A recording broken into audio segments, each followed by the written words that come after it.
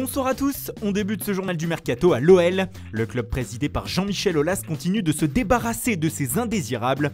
La preuve avec Bertrand Traoré, l'ailier burkinabé qui sort de 2 saisons très difficiles chez les Gaunes va prendre la direction de l'Angleterre. En effet, Aston Villa devrait le recruter dans les prochaines heures. Un accord aurait été trouvé entre les Villains et l'OL pour un transfert de 19 millions d'euros. Oui, 19 millions d'euros, vous ne rêvez pas. Traoré devrait signer 3 ans demain.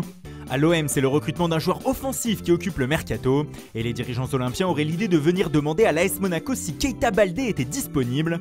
Pour l'ASM, c'est oui, le club du Rocher veut le brader, un prêt avec option d'achat serait envisagé, mais le salaire important du Sénégalais pourrait faire réfléchir les Marseillais. La Fiorentina tiendrait la corde pour le moment.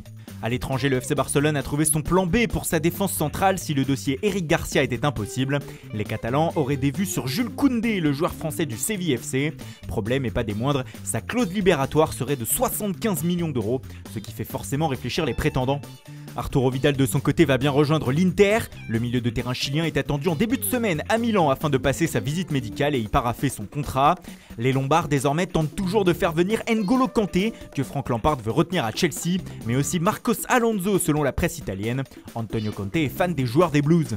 On passe à notre focus du jour sur les cadors de Serie A qui se font la guerre pour se shipper des attaquants. Tout est parti de Gonzalo Higuaín. Le buteur argentin s'est vu indiquer la porte de sortie lors de l'arrivée sur le banc d'Andrea Pirlo à la Juve. Du coup, la vieille dame veut se trouver un nouvel avant-centre et met le feu au marché des numéros 9.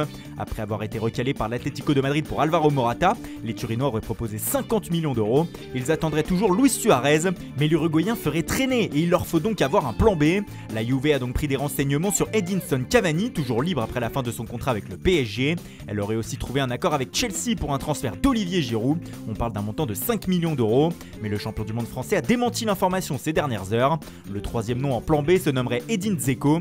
L'attaquant de la Roma a indiqué depuis plusieurs semaines à son club qu'il voulait filer à la Juve, mais la grave blessure de Nicolo Zaniolo aurait changé la donne et désormais le Bosnien serait retenu par la Roma, ce qui a fait changer d'avis aussi Arkadiusz Milik du Napoli, qui était la priorité des Romains en cas de départ de Dzeko. Mais face aux nombreuses hésitations, il aurait finalement annoncé aux Napolitains son intention de rester. Enfin, du côté de Milan, c'est Federico Chiesa qui serait la nouvelle priorité des Lombards en cette fin de mercato. À voir si la Fiorentina est vraiment vendeuse. Et puis c'est officiel, l'AC Milan a recruté 2 joueurs ces derniers jours. Ante Rebic, prêté par Francfort la saison passée, a vu son option d'achat levée par les Lombards. Il a signé 5 ans. Milan a aussi fait signer le gardien de l'OL, Ciprian Tatarusanu. À 34 ans, il vient pour être la doublure de Gianluigi Donnarumma. En France, le Stade Rennais a prêté son attaquant Jordan Siebatche au club suisse des Young Boys de Berne. Le prêt est assorti d'une option d'achat. Lille, de son côté, a recruté le prodige de 18 ans de Galatasaray, Mustapha Kapi. Il évolue au poste de milieu de terrain.